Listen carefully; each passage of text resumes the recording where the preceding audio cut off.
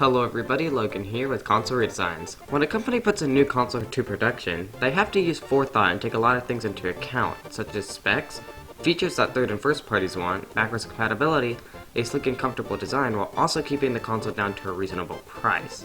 And needless to say, not everything goes to plan the first time around. This is where redesigns pick up the slack, to either remove unnecessary features, improving the console either in design or functionality, sometimes in both, or sometimes in neither. So today, join me as I look into the cool, scary, and awesome parts of console redesigns. The first console redesigns kind of position themselves more as full-blown sequels or new consoles than in later years, with an easy example being the Magnavox Odyssey 2. While technically being superior to the original, it was really just a beefed-up version of the first Odyssey. One of the better-known examples of console redesigns of the late 70s and early 80s was the Atari 2600 Junior. Well, not officially known as a Junior, because honestly, who would buy a console with the suffix Junior? The console is a much cheaper version of the 2600 that looked more like a toy than a sleek machine. I mean, that's what they're going for, but still. Other 2600 redesigns mostly focused on the shell, such as this Vader model I have here, but some did move around the position of some of the switches to the back of the console. Now let's move on to a bit more interesting redesigns. The Nes Toaster was given a redesign in 1993 with a cut-down price point and a new top-loading design. It was obvious why they did this, being that making a cheaper version of the NES allowed them to focus more of their resources on the Super Nintendo and the Game Boy. This console is actually really good and one of the best ways to play NES games today. The top-loading design fixes a major design flaw in the original NES. Remember having to blow on the cartridges to get the game to work? Well, blowing on the cartridges actually didn't fix anything at all, and the real problem is that over time, pushing down on the games loosened the pin connectors inside the unit, making them unreliable. Well, this top-loading design fixed that by having you just insert the cartridge like normal consoles. The NES also came bundled with a different controller than the standard NES, dubbed the Dog Bone. Some people really love this controller, and some people hate it. I personally can't give my opinion since I don't have this particular controller. I guess it's one of those things where you just have to try it yourself to understand it. The final note on the NES 2 is its fatal flaw. It only has RF out instead of AV. This is a huge pain because connecting RF to a modern TV isn't most people's favorite thing in the world. And what makes this oddity even stranger is that the Japanese equivalent to the NES 2 did have AV, and in fact the console itself was actually called the Famicom AV, and was the main focus when marketing the console. It's really strange that the NES 2 doesn't have it, but regardless, I'd still say that this console is a phenomenal redesign.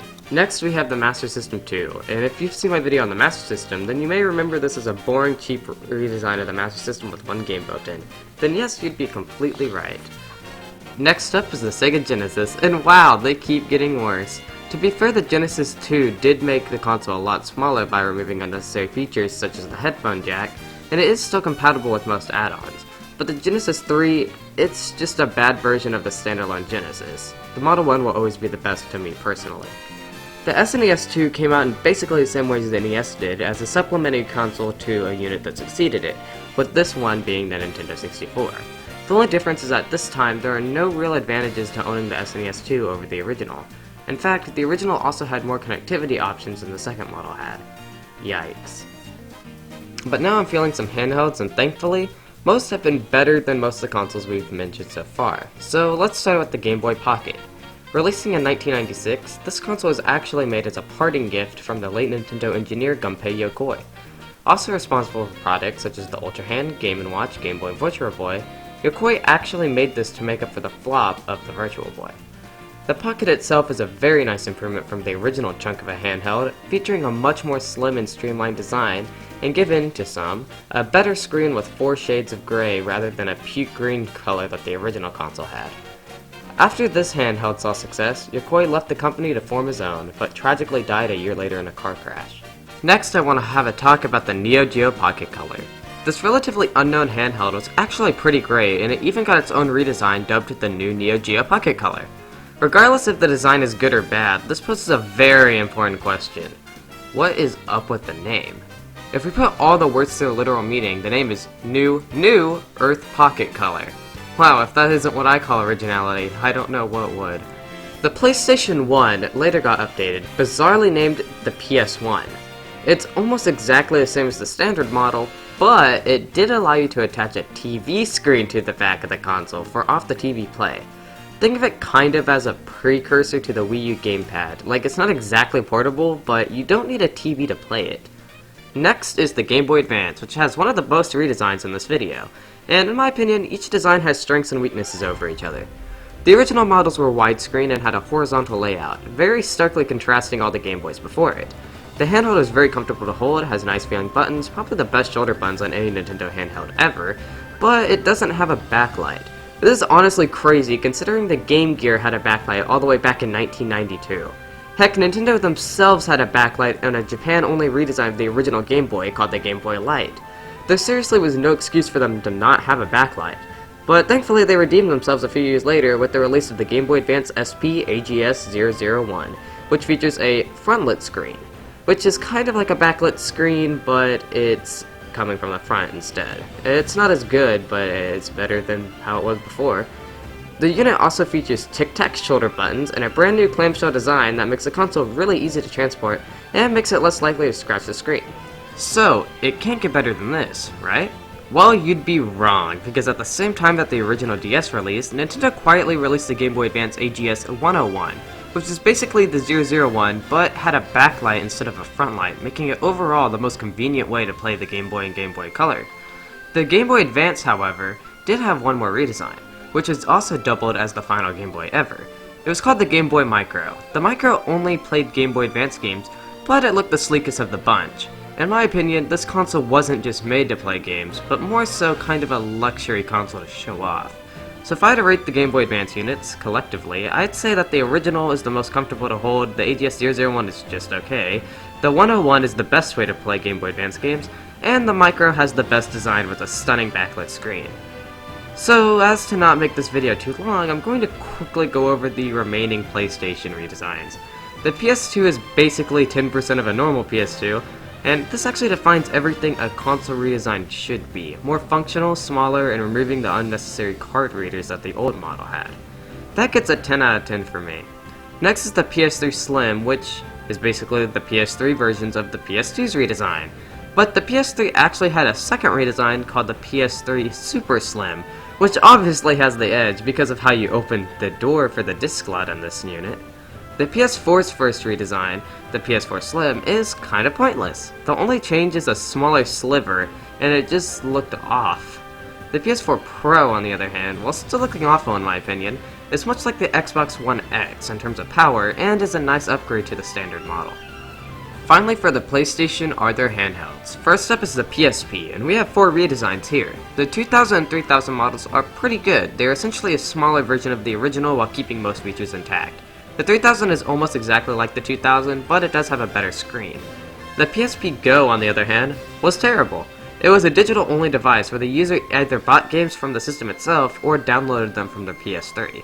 The unit was a huge step in the full digital direction, but it's one of the worst ways to play PSP games today. Finally, the E1000 is more of the same. It removed a lot of features such as Wi-Fi connection, changed the stereo speaker to mono, removed a physical brightness switch, and finally lacks a microphone. And that is basically all the PSP redesigns. Next up is the Vita's One redesign, which is kinda clear that they are cutting costs, with an LCD screen instead of the OLED screen from the original model. The redesign isn't bad, but it's just not as good as the original model was. For the Xbox, the first console to get a redesign was the 360. That got 2 redesigns. The first was the Xbox 360 Slim, which was a very welcomed addition. The original 360 was crazy prone to hardware failure, with the dreaded red ring of death, and it just didn't function all that well. This redesign fixes the problems and adds a nice black finish. There are bigger air vents, and the console just seems a lot more stable. The second redesign is the Xbox 360 Elite, which is modeled off the original Xbox One for some reason. This one reason alone is why I always like the Slim better. Sure, it may be a bit older, but at least it doesn't look like a VCR. Now for the Xbox One units. The first model of the Xbox One looked pretty atrocious, so Microsoft came back with the One S that has a much better design and is slightly updated hardware. In 2017 they came out with the Xbox One X, that not only looks the best in my opinion, but has also been updated with 4K support and looks great. I guess I never noticed, but until pretty recently, Microsoft hasn't really done that many redesigns. To wrap up the video, I'm going to go over the remaining Nintendo redesigns. To start, we have the DS. The first model is pretty chunky and screams more machine than an elegant console. Nintendo luckily saw this and made the redesigned DS Lite, and it looks beautiful. Other than making it look so symmetrical, they also kept in the Game Boy Advance backwards compatibility, and that is a nice touch. The DSi is another competent version of the DS with a new system menu, camera, small applications, and even an online store. At the time, it was the closest that people had to having a Wii in their pocket. But unfortunately these days, it is made a bit obsolete with the release of the 3DS. It is also kinda sad that the GBA support's removed, but I completely understand why they did this. Regardless of the few downsides the DS had, it is still a pretty great console to have around. The final redesign is the Dsi Xl. It is just a large DSi, and that is the only difference. Now on to the Wii. The first model of the Wii was amazing. It came with a stand, Wii Sports, and full GameCube backwards compatibility. What more could you want? Well, Nintendo listened to people's non-complaints and made the Wii Family Edition. The Family Edition does everything you like to hate. It removed the stand, gutted the GameCube backwards compatibility, and some were even bundled with Wii Party and Wii Sports Resort instead of normal Wii Sports. But if you think what Nintendo did wasn't that bad, then don't worry. In 2012, they redeemed themselves by releasing the Wii Mini. The Wii Mini doesn't need to exist.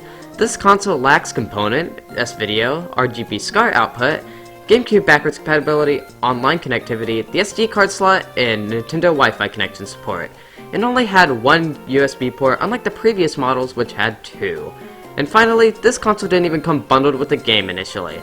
About a year later, they wisened up and bundled it with Mario Kart Wii, but geez, for the features that they removed, you might as well just buy a pre-owned Wii instead. Well, after all that flop, Nintendo released the first Nintendo 3DS redesign, which is pretty solid in my opinion. The 3DS XL, similar to the Dsi Xl, is just a bigger version of the 3DS. My only real complaint is that the build quality feels a bit more supreme on the original model, but back in 2012, if you wanted bigger screens, then this unit was certainly for you. So, you would think, you got a small system, you got a big system, how many redesigns do you really need? Well, Nintendo thought that you need 5, so let's go over the differences. The first 3DS redesign after the XL is the 2DS, which is basically 3DS without the 3D, and is the first Nintendo handheld console without the signature clamshell design in years.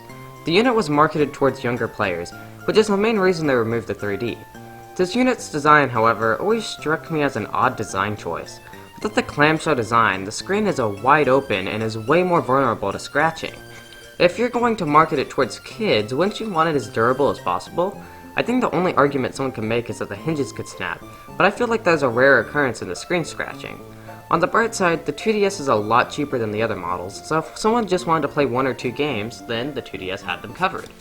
Next, coming out a year after, is the new 3DS. Seriously, what is up with people naming their redesigns with new in the front? Like it wouldn't be new in 10 years. 0 out of 10 for the naming.